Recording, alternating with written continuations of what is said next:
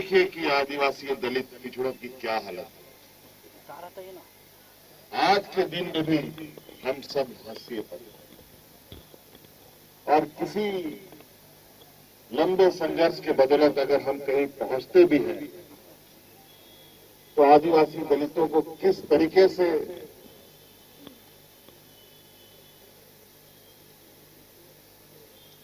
नीचा दिखाने का काम कुछ सामंती सोच वाले करते हैं, वो किसी से छुपी नहीं है। कभी वो पर्दे के पीछे से वार करते हैं, कभी सामने आकर के वार करते हैं, कभी पीठ के पीछे वार करते हैं। हमें आज यहां तक आने के लिए,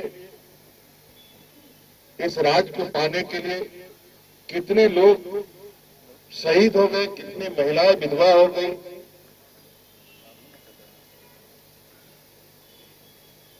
भारत देश की आजादी की लड़ाई से कम जहाज अलग की लड़ाई नहीं रही है। आज यहां के आदिवासी दलित पिछड़ों ने एक लंबी जंग और लंबी एक बड़ी कुर्बानी के बाद 40-45 सालों में इस राज्य का अपना वजूद बना, इस राज्य को अपना वजूद दिया, और एक वजूद पाने के बाद 24 साल, 19 साल, 20 साल के बाद, पूरी जद्दोजहद के बाद इस राज्य में आदिवासी मूलवासी की सरकार 2019 में बनी। और 2019 में सरकार बनने के बाद अब चूंकि सभी सूचनाएं दुनिया में प्रसारित होती है, कोरोना जैसे चुनौती और राजनीतिक षड्यंत्र किस तरीके से इस राज्य में बिछा है, और आज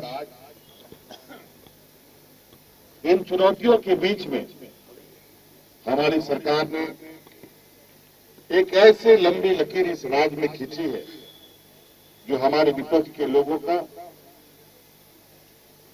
उनकी नींदें उड़ी हुई है। आज इन प्रकारों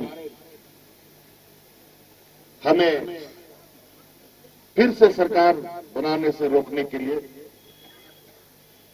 अपनी राजनीतिक सक्रियता तो उनकी जो सो है ही, बल्कि संवैधानिक संस्थाओं को किस तरीके से सक्रिय कर दिया है, ये भी आप लोगों के सामने।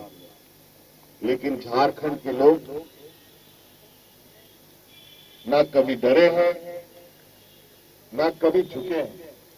हम टूट सकते हैं लेकिन झुक नहीं सकते।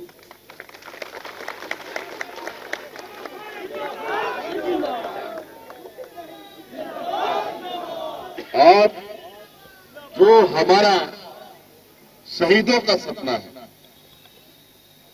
जो हमारे शहीद विनोद बिहारी महतो, निर्मल महतो, आज आदरणीय दिशम गुरु शिबू सोरेन जी के जो सपने रहे, उनको निरंतर धरातल पर उतारा जा रहा है। आज गांव गांव में पूछिए,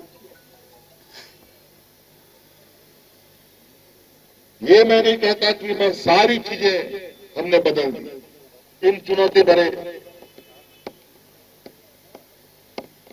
5 साल के कार्यकाल में। पहले तो लोगों को इस बात का उम्मीद ही नहीं था कि हम 5 साल इस सरकार को चला पाएंगे, लेकिन आज हर वो मिथ हम लोगों ने तोड़ा। राज अलग करने का भी सपना इस राज्यवासियों का पूरा किया, और इस राज्य में यहाँ का मूलवासी आदिवासी, इस राज्य के लोगों के लिए,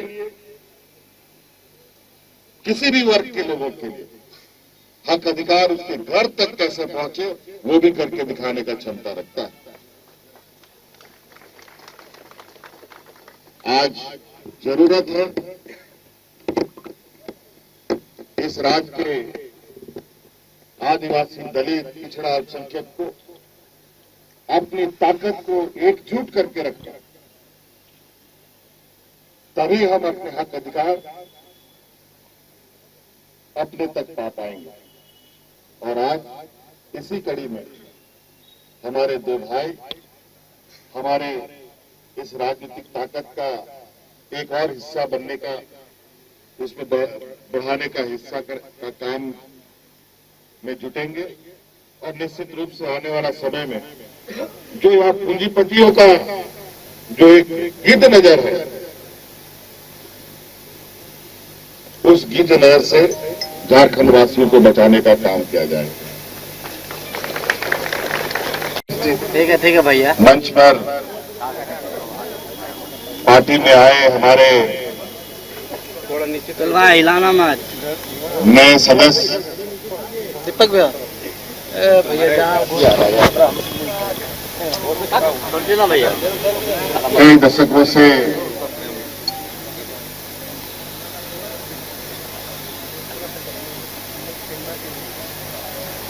जनजातीय वर्गों के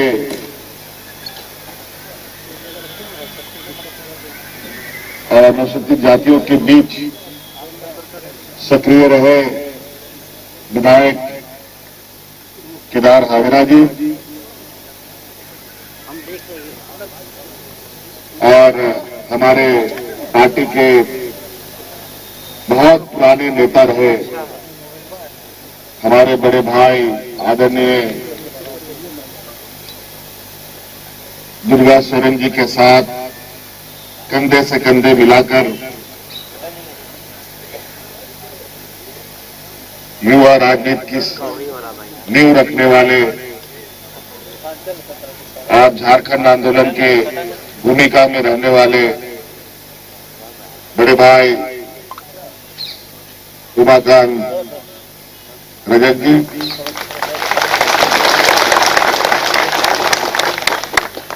आज इन दोनों ने पार्टी पर अपनी आस्था जताई है और पार्टी पर शामिल होने का भी काम किया। कई पत्रकारों का बहुत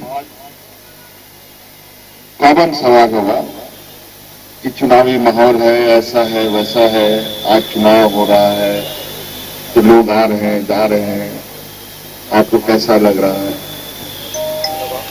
झारखंड मुक्ति मोर्चा इस राज्य का पार्टी नहीं है, इस राज्य का सिपाही है। हम लोग इस राज्य के आदिवासी, मूलवासी, दलित, पिछड़ा, गरीब, गुरुआ, अल्पसंख्यक के प्रति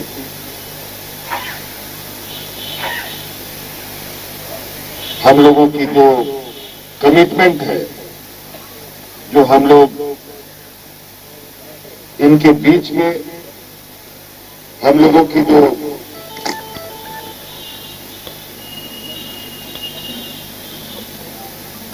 एक संबंध है, एक रिश्ता है, जिसके बदौलत मात्र एक दो लोग, इस राज का सपना देखने वाले लोग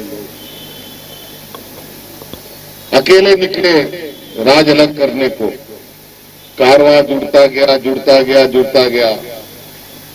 आज हमारे उन वीर शहीद और आंदोलनकारियों के बदौलत झारखंड मुक्ति मोर्चा इस राज्य का इतना बड़ा वृक्ष हो चुका है। ये रास्ते पर निश्चित रूप से यही एक रास्ता है जिससे हम अपने मंजिल पहुंच पाते हैं या पहुंच सकेंगे। तो हमारा ये कारवां आगे चलता रहेगा और निश्चित रूप से हमेशा से इतिहास गवाह है कि कमजोर, गरीब, आदिवासी, दलित, पिछड़ा ही अपने हक अधिकार के लड़ाई लड़ने के लिए हमेशा सड़कों पर उतरा। हमारे संवैधानिक अधिकारों को खत्म करने के नए नए षड्यंत्र रचे जा रहे हैं, लेकिन अभी इतना आसान नहीं है। अभी भी